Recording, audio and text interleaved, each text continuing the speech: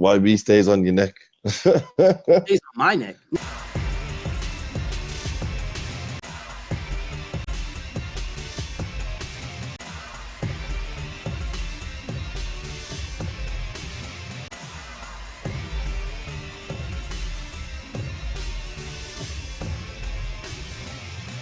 Yo, my dance, make sure you hit that like button, comment, subscribe, and obviously hit the bell for notifications.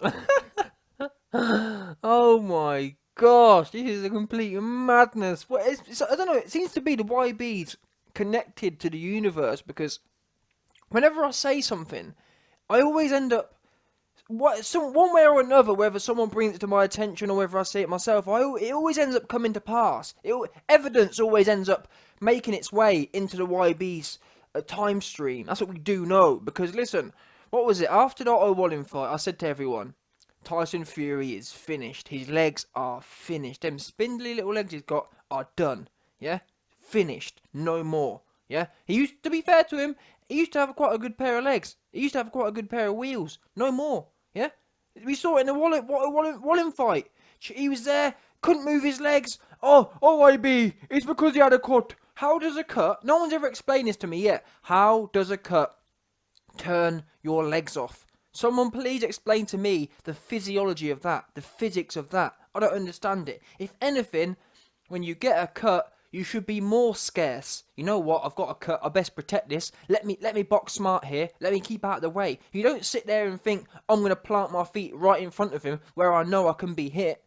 That's what you don't do. But that's the point. That's the actual proof here that Fury's shot. Because if he wasn't shot, he would have been backpedaling. He would have been moving his head. Couldn't move his head. Otto Wallin statistically proved hit Fury more than anyone in Fury's career. And let's get it right. Otto Wallin isn't a combination puncher.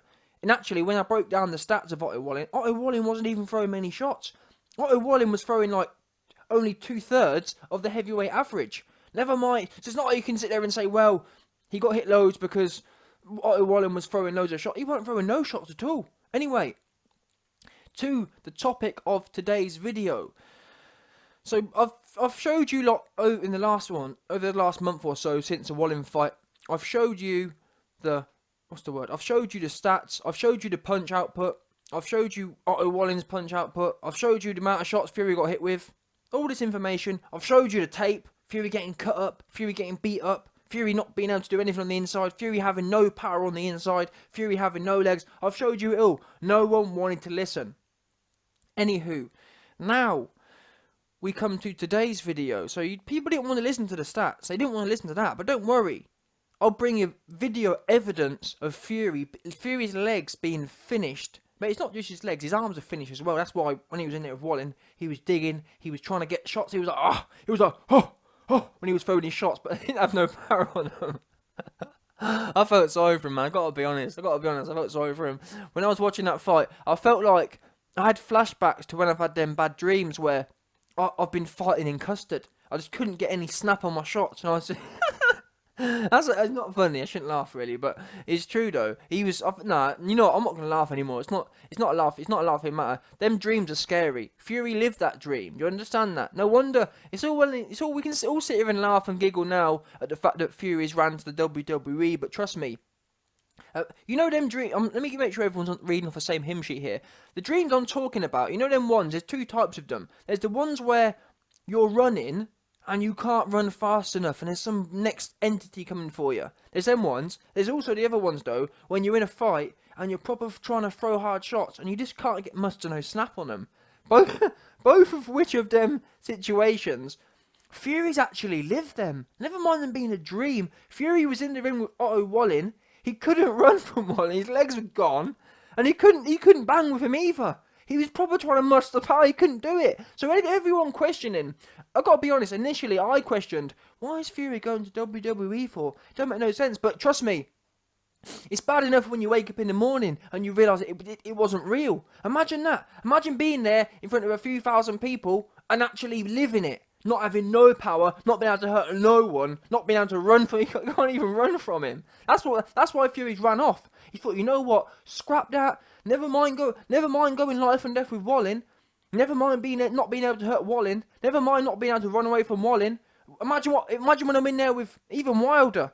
Or never mind Dillian. Dillian might already knock me out in sparring. AJ already bullied me in sparring. You know what I mean? You don't want that no more. And anyway, I keep digressing, but to the point of today's video, the proof now. Let's talk about the proof we've got. The video evidence that Fury's legs and Fury's internal organs are well and truly shutting down here. So we see Fury, he celebrates. I wanted to show you more of it, but you've got the essence of it. Essentially, I can only show you about 3 seconds of it. But anyway, listen. I'll give you the background. Essentially, Fury's on top of the stage. He's celebrating and putting his hands in the air, and he goes to jump off. And as he jumps off, you'll notice that there's a very YB's a PhD in shot. Yeah. YB's a PhD in shotitis. YB's a PhD in degalealitis. I understand the criteria. Like, as an example, I'm trying to think of an oncologist. They understand cancer, yeah? YB understands when people are shot or not. I just know it. I just can see it, I can see it in the movement. 2 twos. And this for me was a perfect case study of someone being shot, because the one way, if any boxing trainer ever listens to this, if you want to know if your fight is shot, get them to stand on a 1 meter ledge and jump off. If they jump off and they look like Fury, no breaking his fall, yeah. Most people, never mind athletes, most people when they jump off of a meter stand or 1.5 meter stand, they'll jump and they'll kind of like break their fall, and it won't. It's hard to explain. In fact, you know what I might do? I might do another video and show you someone box squatting, and then you can see what it looks like. Yeah, when someone box squats and then jumps off the back, you'll know it's a much more just smooth motion. When Fury did it, there was no bending his knees. He kind of just landed on stilts. That's what it looked like. It looked as if he was landing on stilts, and you see the force, you see the rigidness. Yeah, his frame is rigid. There's no.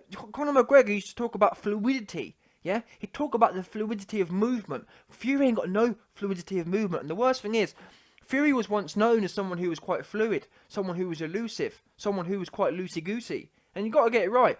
Fury used to sit there and take the mic out of AJ. Oh, Anthony Joshua, his tor's stiff.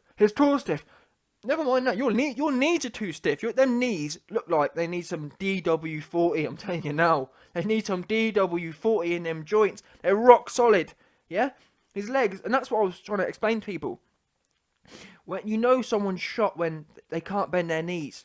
Because bending your knees requires, you've got to have a level of, number one, you've got to have a level of flexibility, but number two, you've got to have a level of strength in your legs. You ever noticed that? As an example, when you go to squat a heavy weight, where's the easiest place to hold that weight? The easiest place to hold it is when your legs are straight. Simple. Yeah? Most people can hold a heavy weight, but most people can't do is squat the weight down. So that's why Fury here, he jumps off the ledge and don't bend his knees, because he ain't got the